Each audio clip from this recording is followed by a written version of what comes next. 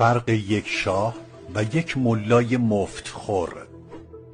کارگرها هم کارند، از کار پیدا شدند.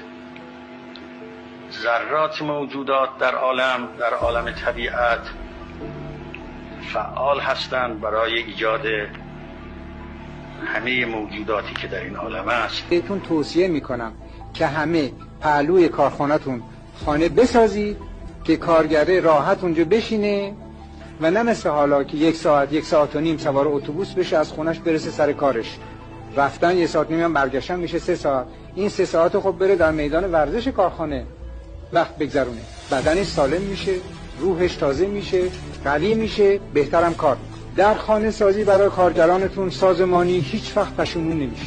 دستور من به دولت این است که به شما زمین اگر هم شرایطش 99 ساله باشه ولی در واقع مجانی بده.